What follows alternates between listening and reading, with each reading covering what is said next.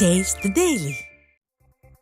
சென்னை அண்ணா நகரில் உணவக ஊழியர்களுக்கும் துணிக்கடை ஊழியர்களுக்கும் இடையே தகராறு ஏற்பட்ட வீடியோ காட்சி வெளியாகியுள்ளது. அண்ணா நகரில் உணவகம் மற்றும் துணிக்கடை ஆகிய இரண்டும் அருகருகே அமைந்துள்ள நிலையில் இரு நிறுவன ஊழியர்களுக்கும் இடையே ஏற்பட்ட வாக்குவாதம் கைகலப்பாக மாறியுள்ளது. இதனையடுத்து ஒருவரையொருவர் தாக்கிக் கொண்ட நிலையில் துணிக்கடை ஊழியரின் தலை மற்றும் கால்களில் காயம் ஏற்பட்டது. அதிமுக ஆட்சியில் அமைதியின் நகரமாக இருந்த சென்னை மாநகரம் விடிய ஆட்சியில் குற்ற சம்பவங்களில் கூடாரமாக மாறியுள்ளதாக பொதுமக்கள் விமர்சித்துள்ளனர். நாமக்கல் மாவட்டம் பள்ளிப்பாளையம் தேவாங்கபுரம் பகுதியில் கிணற்று நீர் சாய கழிவாக இருப்பதுடன் வீடுகளுக்கு வரும் குடிநீர்களிலும் சாய கழிவு கலந்திருப்பது அதிர்ச்சியை ஏற்படுத்தியுள்ளது.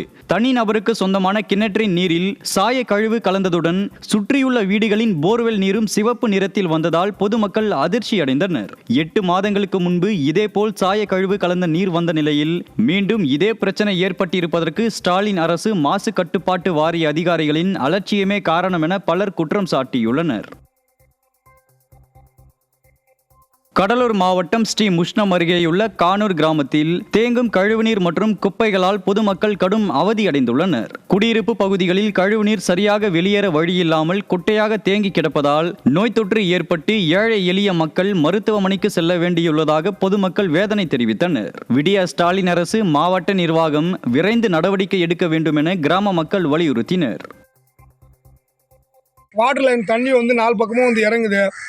பஞ்சாயத்து போடலையா இல்லை யாருமே பிரசிடென்ட் நம்பர் யாருமே கிளர்க்கு யாருமே இங்கே வர்றதில்லை. என்ன அப்படின்னு கேட்குறதில்ல. அந்த பக்கம் பார்த்தீங்கன்னா மலைக்கழிவுங்க ஐயா, வீட்டுக்கு அந்த பக்கம் மலைக்கழிவு கேரி பையில் கொண்டு வந்து போடுறாங்க. அதை கேட்கறதுக்கு ஆள் இல்லை. துப்புரவு பணியாளர்களாக அதை தூய்மைப்படுத்துறதில்லை. கோவையை சேர்ந்த தனியார் நிறுவனம் 1 கோடி ரூபாய்க்கு மேல் மோசடியில் ஈடுபட்டதாக பாதிக்கப்பட்டோர் ஆட்சியர் அலுவலகத்தில் தர்ணாவில் ஈடுபட்டனர். தனியார் நிறுவனத்தின் ஆசை வார்த்தைகளை நம்பி மக்கள் பலர் 10,000 ரூபாய் முதலீடு செய்ததாகவும் பிறகு பகுதி நேர வேலையுடன் மாதம் 1 லட்சம் ரூபாய் வரை சம்பாதிக்கலாம் என்பதை நம்பி கூடுதலாக முதலீடு செய்ததாக தெரிகிறது.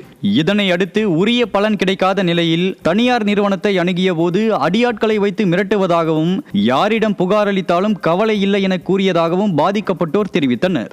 இவ்வாறான அராஜகங்களை கைகட்டி விடிய அரசின் ஏவல் துறை வேடிக்கை பார்ப்பது ஏன் என பொதுமக்கள் கேள்வி எழுப்பியுள்ளனர்.